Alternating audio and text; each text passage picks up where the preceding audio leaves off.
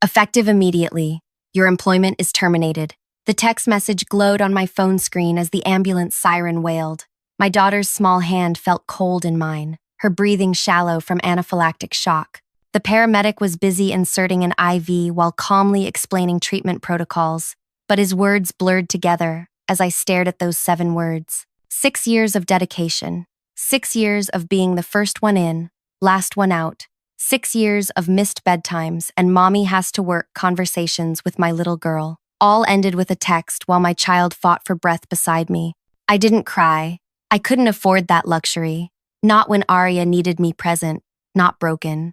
So I tucked the phone away and squeezed her hand tighter. 4 hours earlier, I'd been putting final touches on the investment presentation I'd spent months preparing. Then the school called. Arya had accidentally eaten something with peanuts at lunch. By the time I grabbed my keys, my boss Owen was standing in my doorway. "You can't leave. Not today," he said, voice tight with barely contained anger. "My daughter is having an allergic reaction," I replied, already moving past him. He stepped into my path. "This presentation cannot be rescheduled. You know how hard we worked to get these investors in one room. Some choices aren't choices at all. I'll call from the ambulance. Someone else can present the slides," I said. His expression shifted then, something cold and calculating, replacing the urgency. "Fine, go." I should have recognized it for what it was. Not acceptance, but decision. The decision that I was expendable. What Owen never understood was that while he charmed investors with practiced smiles, I was the architect behind our success. My analysis had transformed failing initiatives into funded ventures. My strategies had produced the results that impressed investors. My late nights had built the foundation he stood upon to shine.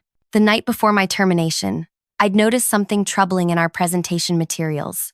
The impact reports showed impossible results, communities supposedly transformed by programs that were still in planning phases, success metrics for initiatives that hadn't even launched. I'd made notes to raise questions, assuming there had been a timeline mistake. It wasn't a mistake. Now, as the ambulance pulled into the emergency bay and doctors rushed to help my daughter, I pushed everything else from my mind. The betrayal would have to wait. My child couldn't. I spent that first night in a hospital chair, watching my daughter's breathing stabilize as medications reduced the swelling. By morning, I'd received an email requesting immediate return of company property. No severance. No explanation beyond termination for insubordination. The second day, while Arya colored in her hospital gown, my mind cleared enough to understand what had happened. Those impact reports weren't aspirational projections. They were fabrications, complete fiction, sold as accomplished facts to idealistic investors who thought they were changing the world. On the third day, as doctors prepared Arya's discharge papers, my phone began buzzing with calls from unknown numbers. I finally answered one. "Are you the creator of the community impact model?" asked an unfamiliar voice. "Yes," I replied cautiously. "I represent the social impact investors. There's something concerning we need to discuss about the communities we visited yesterday." My hand tightened around the phone. "You visited the communities?" "Yes, following the verification protocol in your reports." What Owen never realized was that I'd embedded something unique into every proposal I'd ever written, a verification pathway. Each claimed impact included an invitation for investors to visit specific locations and speak with named community contacts.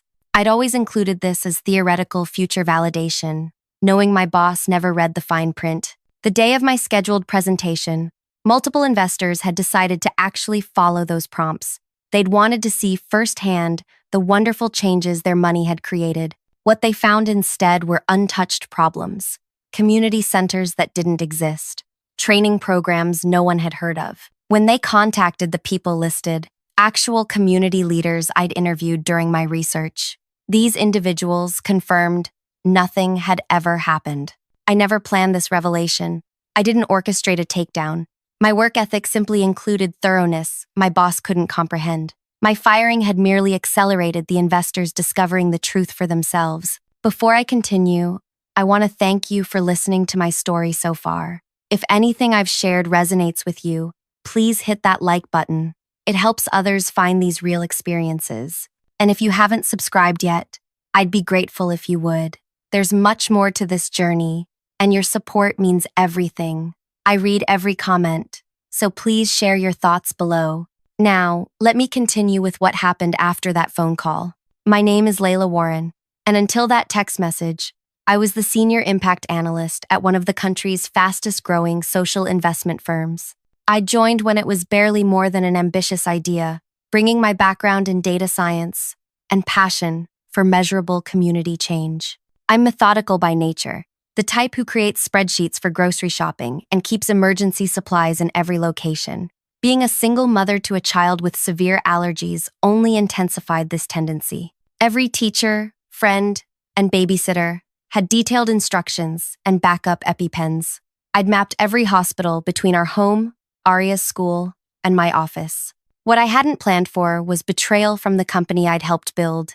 After bringing Aria home from the hospital, I tucked her into bed with her favorite stuffed giraffe. "Will you stay home tomorrow?" she asked sleepily. "Just for the morning," I told her, smoothing her hair. "Auntie Jen will come stay with you after lunch. Mommy has an important meeting." "About your work?" I hesitated. "About making things right." Once Aria fell asleep, I spent hours preparing, not with slides or charts, my tools for 6 years, but with truth. I gathered dates, notes, and meeting records where I'd raised concerns about reporting accuracy. I found original research showing actual community conditions versus reported successes. The next morning, after my friend arrived to watch Aria, I dressed in clothes that made me feel strong. No company badge hung around my neck as I entered the cafe where we'd agreed to meet. Just me, my integrity, and unwavering determination. 3 people waited at a corner table, 2 women and a man, all with the measured confidence of people who made decisions about millions of dollars daily. "Layla Warren?" The older woman stood and extended her hand. "I'm Grace Torres from Horizon Funds. This is Ben Mercer from Community First Foundation and Willow Adams from Beneficial Alliance." Each nodded as I shook their hands. "Thank you for meeting with us," Grace said once I'd sat down, "especially given your personal circumstances." "My daughter is doing better," I said. "Thank you for asking." Ben leaned forward. "We'll be direct. Yesterday, following the guidance in your impact reports, we visited 3 neighborhoods where your company claimed significant improvements. "And?" I asked, already knowing the answer. "And we found nothing," Grace said flatly. "No new youth center on Highland Street, no job training graduates in Oak Park, no improved housing in Bridgeview." "We spoke with the exact community contacts listed in your reports," Willow added. "They confirmed no programs had ever been implemented. Some hadn't heard from your company since initial interviews about community needs." I took a deep breath. I was fired 3 days ago, while riding in an ambulance with my daughter. I had noticed discrepancies in our reporting but hadn't yet confirmed what they meant. "Were you aware the data was falsified?" Ben asked, his tone carefully neutral. "No," I said firmly. "I designed an honest evaluation system. Between reports, someone was altering my findings dramatically." "Who?" Grace asked. "I have my suspicions, but no proof," I admitted. "What I do know is that our company has secured nearly $40 million in funding, based partly on these fabricated results." The 3 investors exchanged glances. "We represent about 40% of that investment," Willow said quietly, "and we've already contacted the other major funders." My stomach tightened. "What happens now?" "That," said Grace, "depends partly on you." As they explained their proposal, I realized this moment wasn't just about exposing fraud.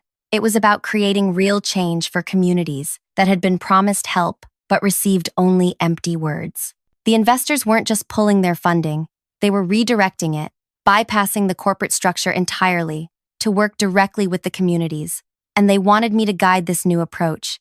"Not as an employee," Ben clarified, "as an equal partner in designing and implementing actual solutions." "Why me?" I asked. "I worked there." "Because you built verification methods into systems you knew most people wouldn't check," Grace said. "That shows integrity. And because those community leaders we spoke with, they all asked about you specifically. They trusted you." For the first time since that ambulance ride, I felt something other than shock or grief. I felt hope. What I didn't know then was that Owen had already launched a desperate counteroffensive, one that would drag me into a battle more personal and vicious than I could have imagined. a battle that would test every principle I held dear and force me to decide what kind of example I wanted to set for my daughter. But that confrontation was still coming. First, I had communities to visit and trust to rebuild, and a little girl at home who needed to see that sometimes doing the right thing actually matters. The next morning, I called my friend Prisha, an employment attorney who'd been urging me to sue for wrongful termination. Forget the lawsuit, I told her. I have something better. Better than a settlement? She asked, concerned. Layla, you're a single mom with medical bills. I'm partnering with the investors. We're building a direct funding model that bypasses middleman firms entirely. Her pause spoke volumes. Owen won't take that lying down. He's already telling people you failed to show for a critical presentation. Let him, I said, with more confidence than I felt. The truth will stand. I spent the next week meeting with community leaders, apologizing for promises broken and explaining our new approach. Most were skeptical at first. They'd heard grand plans before. But when Grace transferred initial funds directly to community-managed accounts, without complex applications or corporate oversight, attitudes shifted. This isn't charity, I explained to Andre, who led youth programs in Highland. It's partnership. You know what your neighborhood needs better than any analyst. And what happens when these investors get bored? He challenged. That's why we're building sustainable programs with measurable outcomes, I replied, but real ones, not fabricated reports. He smiled, the first genuine smile I'd seen from him. Then, let's get to work. While Arya recovered at home, I brought my laptop to the kitchen table instead of leaving for an office. She colored beside me as I designed transparent tracking systems for each community initiative. What are those circles? She asked, pointing to my screen. Those show how many families have food this week because of the project. She considered this seriously. But they need food every week. Exactly, I said. That's what we're working on. By the second week, Owen's counteroffensive began. Former colleagues called with warnings that he was spreading rumors, claiming I'd stolen proprietary information, sabotaged presentations, even fabricated the verification protocols to undermine the company after being passed over for promotion. Then came the cease and desist letter, claiming my community work violated non-compete clauses and confidentiality agreements. They're desperate, Grace reassured me. Our legal team says this has no merit. But the campaign escalated. Owen contacted every community partner, warning them that working with me could jeopardize future funding. He reached out to other investment groups, painting me as vengeful and unstable. Tell me honestly, I said to Ben during our weekly meeting. Is this hurting the work? It's not helping, he admitted. Some potential partners are getting cold feet. They worry about getting caught in corporate crossfire.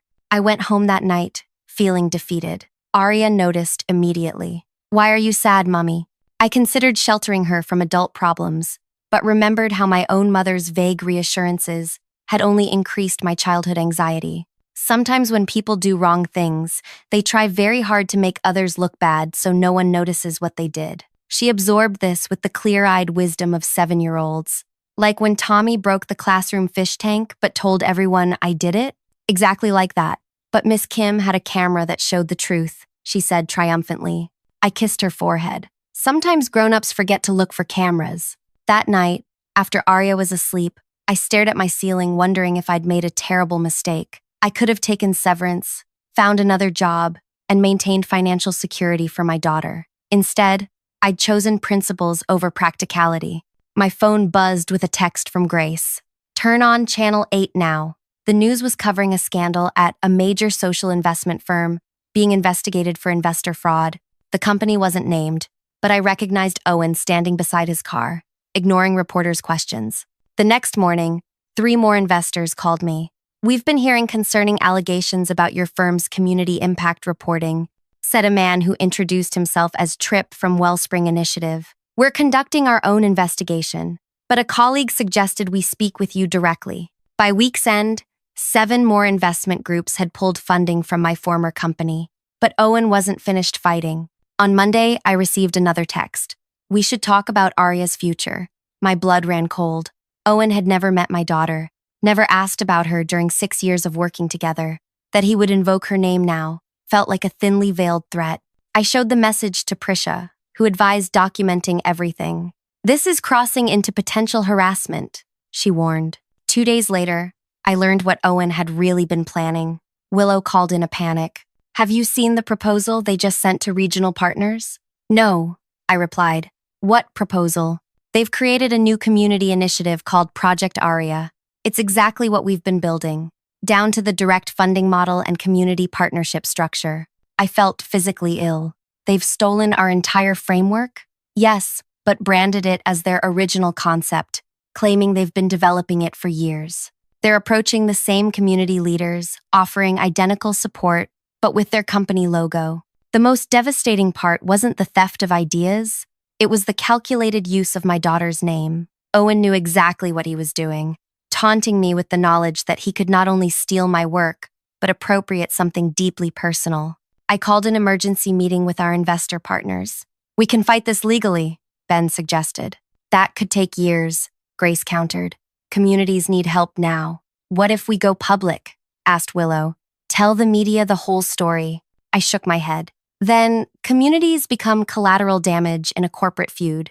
They deserve better. The room fell silent until I finally spoke again. I need to see the complete Project Aria proposal. Willow slid her tablet across the table. As I scrolled through the document, I noticed something extraordinary, something that made me sit up straighter.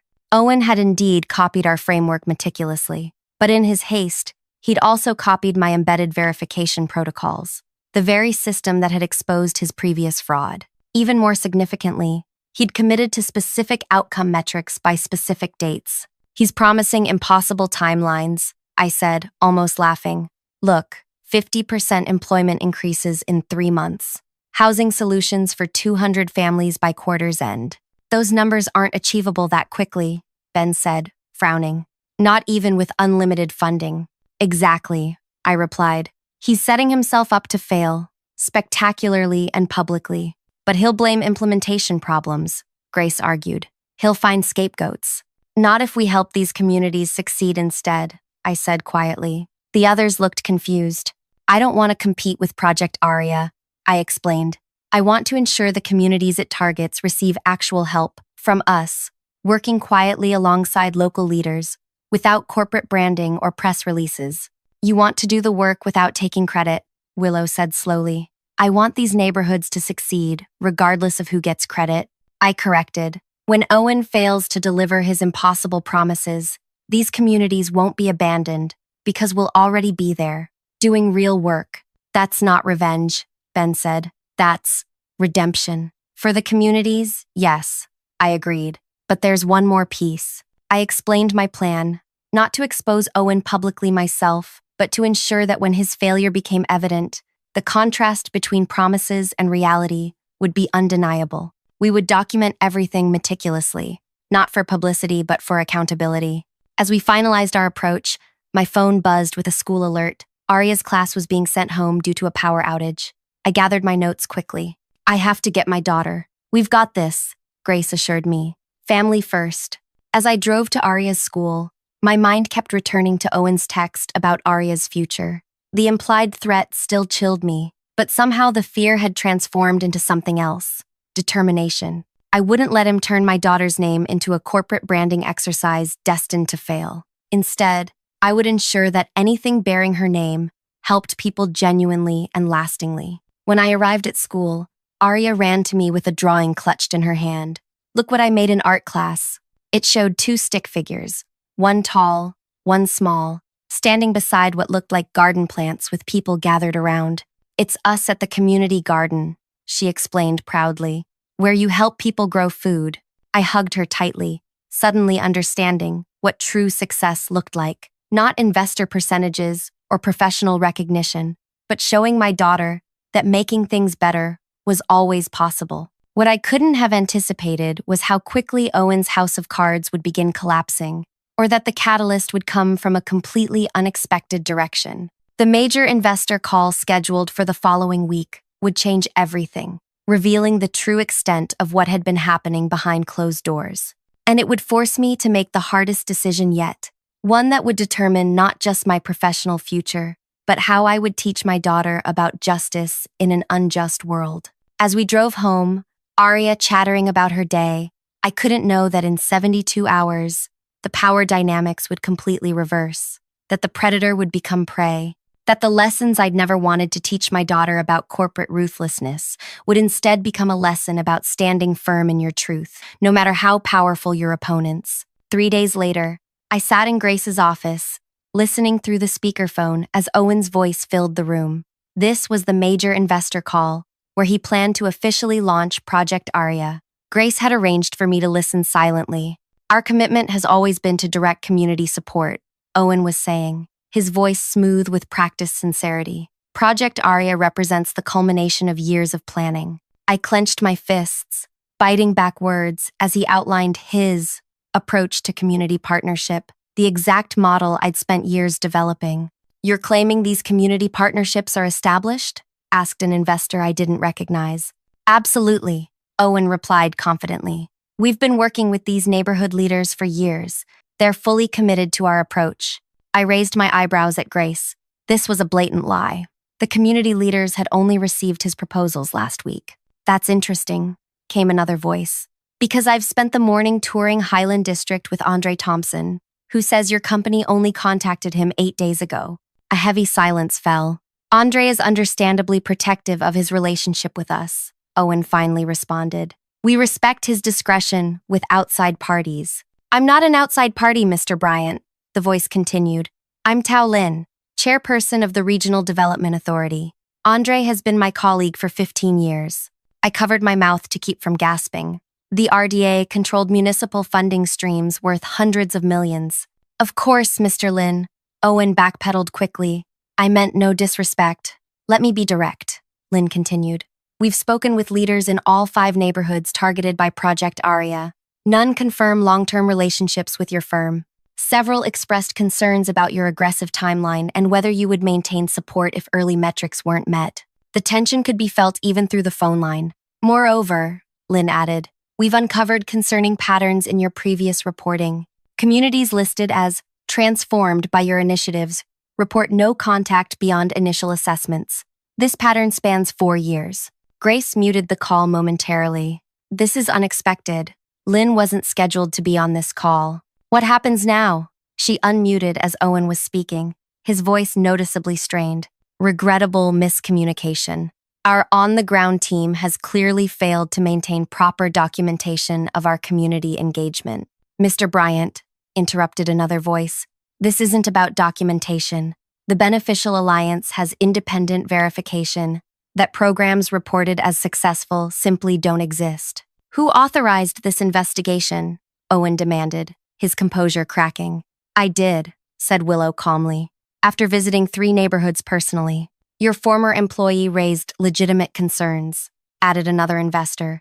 "We've since discovered at least 17 instances where impact data appears to have been falsified." "Our former employee?" Owen laughed harshly. "You mean Layla Warren? The woman who abandoned a critical presentation to deal with a minor family issue? Who violated her contractual obligations by taking proprietary information?"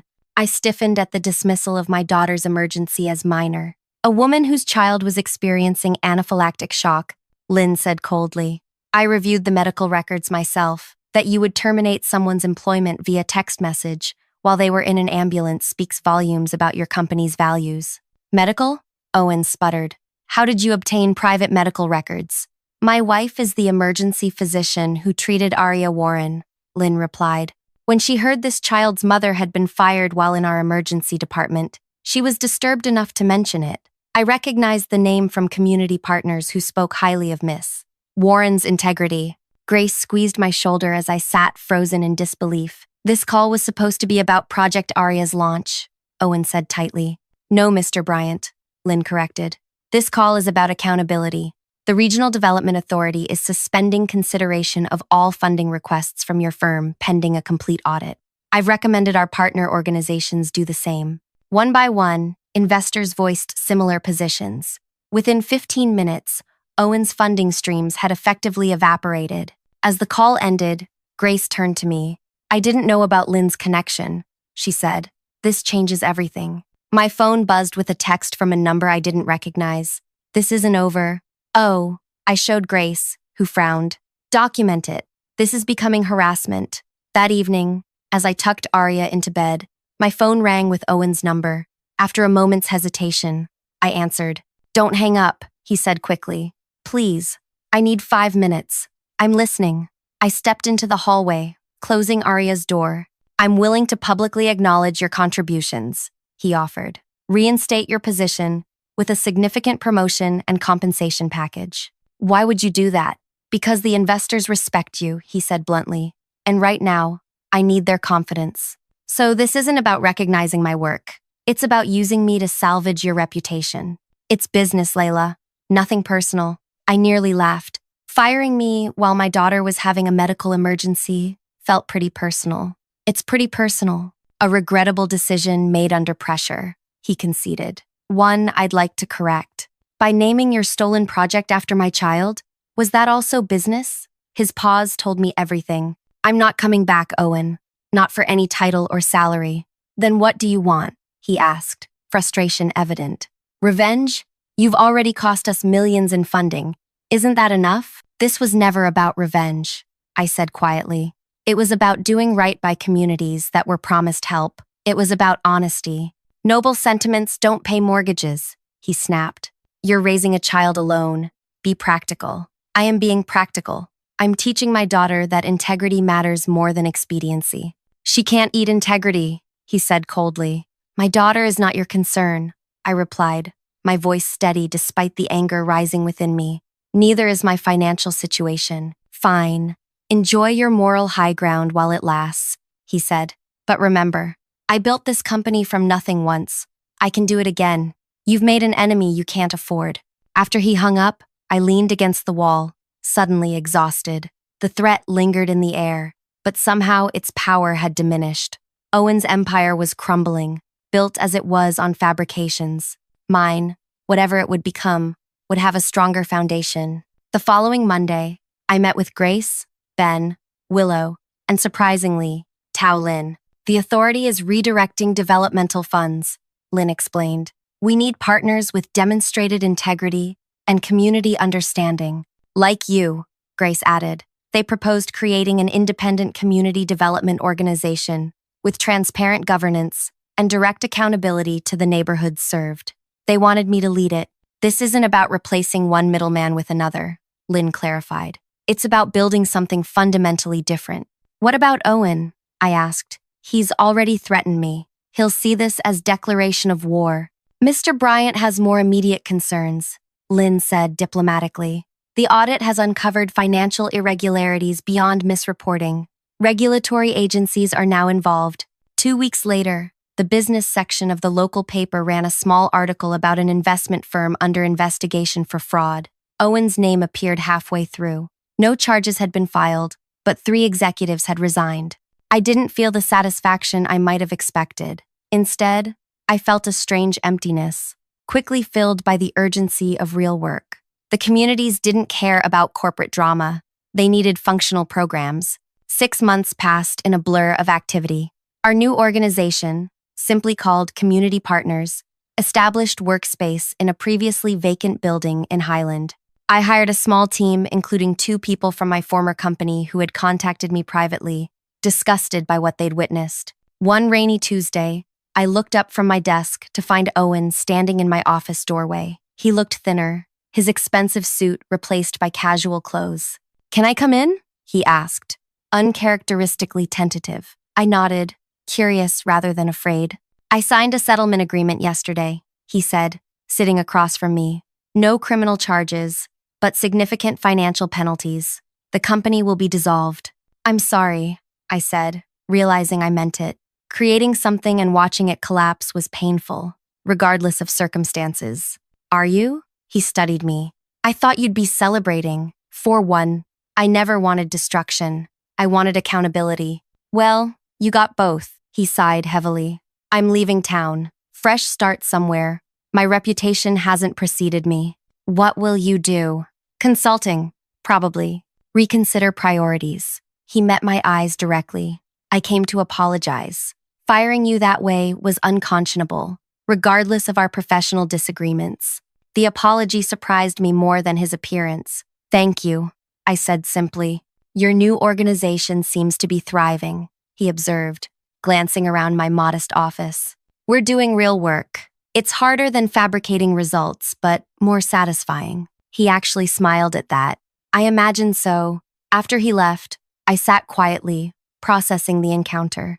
The anticipated showdown had instead been a muted recognition of consequences. No dramatic confrontation, just the quiet reckoning that follows poor choices. That evening, Arya and I visited the community garden her drawing had depicted months earlier. Now actually built, it buzzed with activity, families harvesting vegetables, teenagers learning about sustainable growing practices, elderly residents sharing traditional recipes.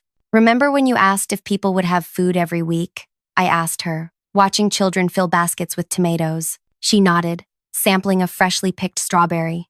Look around, I said. This is what happens when people work together honestly. Did the bad man who fired you help build this? She asked. I considered how to answer.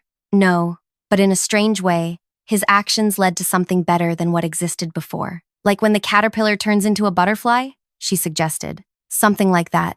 I agreed. A community elder called Arya over to show her how to identify ripe eggplants. Watching her absorb the lesson intently, I reflected on our journey. The text message that had devastated me in that ambulance had ultimately opened a door to more meaningful work. The corporate structure that had seemed so important had been revealed as fragile, while the community connections proved resilient. I hadn't sought revenge, but justice had found its way regardless, not through my orchestration, but through the natural consequences of choices made. Owen had built his success on falsified results, while I had embedded verification into everything I created. When tested, only one approach remained standing. As the garden lights came on against the darkening sky, I joined Arya among the plants. Tomorrow would bring new challenges, funding to secure, programs to evaluate, communities to serve. But tonight, watching my daughter's hands in the earth, I knew we had built something real, something that could be verified by anyone who cared enough to look. Thank you so much for staying with me through this journey. If my story resonated with you in any way, please hit the like button. It truly helps others find these real experiences. I'd be so grateful if you'd subscribe to hear more stories of corporate accountability and authentic change. Your comments mean the world to me. I'd love to know if you've ever had to choose between security and integrity in your own career. Until next time, remember that sometimes the hardest paths lead to the most beautiful destinations.